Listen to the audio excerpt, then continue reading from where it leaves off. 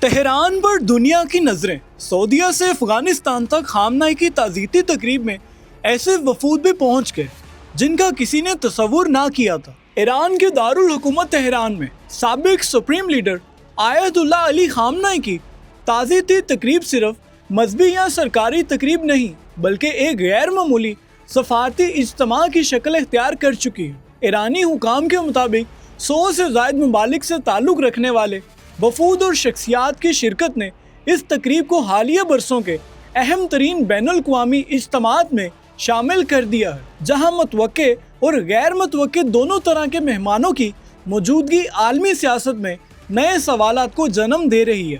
سب سے زیادہ توجہ خلیجی ممالک کی شرکت نے حاصل کی۔ سعودی عرب، قطر، بحرین اور عمان نے ایسے وقت میں اپنے سرکاری وفود تہران بھیجے ہیں جب مشرق وسطیٰ میں کشیدگی بدستور برقرار ہے۔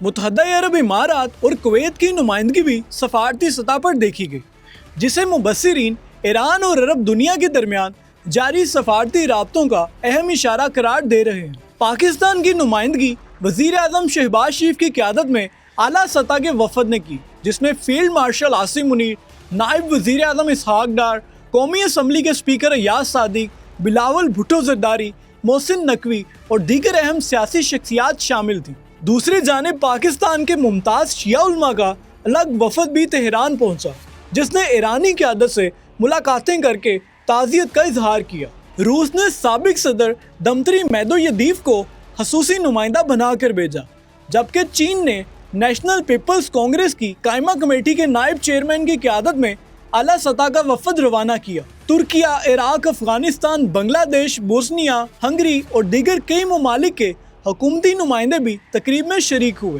سب سے حیران کن منظر افغانستان سے سامنے آیا، جہاں افغان حکومت کے نائب وزیر اعظم ملا عبدالغنی برادر اور وزیر خارجہ امیر خان متقی بھی تقریب میں شریک ہوئے، جبکہ طالبان مخالف نیشنل ریزسٹنس فرنٹ کے سربراہ احمد مسعود بھی ذاتی حیثیت میں تہران پہنچ گئے۔ ایک ہی تقریب میں دونوں متحارب دھڑوں کی موجودگی نے سفارتی حلقوں کی توجہ اپنی جانب مبذول کرا لی۔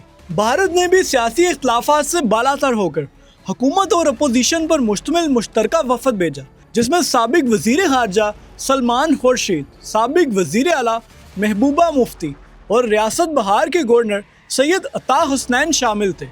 مختلف مذاہب اور مکاتب فکر کے بھارتی مذہبی رہنماؤں کی شرکت بھی خاصی نمایاں رہی۔